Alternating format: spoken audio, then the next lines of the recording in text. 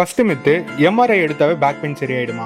MRI பார்த்தீங்கன்னா ஒரு டாக்டருக்கு ஒரு கைடன்ஸ் மாதிரி அது. ஏன்னா நானே நிறைய பேருக்கு பார்த்துருக்கேன், எம்ஆர்ஐக்கும் பேஷண்டோட கண்டிஷனுக்கும் சம்மந்தமே இருக்காது. ஸோ பேஷண்டோட கண்டிஷனை பார்த்து அதை அனலைஸ் பண்ணி நம்ம ட்ரீட்மெண்ட் பண்ணுறதுக்கு எம்ஆர்ஐ ஒரு கைட், அவ்வளோதான். செகண்ட், பேக் பெயின் வந்தா பெட் ரெஸ்ட் அவசியம்.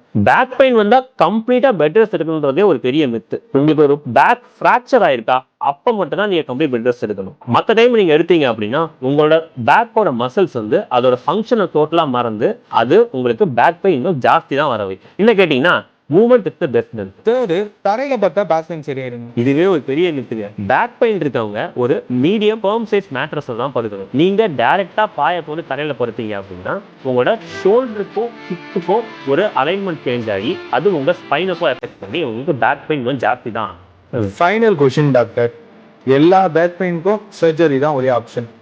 கண்டிப்பா கிடையாது. எல்லா பேக் பெயினுக்கும் 90% சர்ஜரியே தேவை கிடையாது. நம்ம 2026 இருக்கோம். நம்ம இருக்கிற காலகட்டத்துல நம்ம அட்வான்ஸ்டான இன்ஜெக்ஷன் மூலமா சேஃபா சர்ஜரியும் இல்லாம ட்ரீட்மெண்ட் பெயின் ஆப்ஷன்ஸ் நிறைய வந்துருச்சு. ஸோ அதை எடுத்துக்கிட்டு நம்ம சீக்கிரமே பெயின் ஃப்ரீ ஆயிடலாம். ஏன் நம்ம ஹைட்ரா பெயிண்டிங்லேயே நம்ம சர்ஜரி இல்லாம இன்ஜெக்ஷன் மூலமா ட்ரீட்மெண்ட் கொடுக்குறோம்.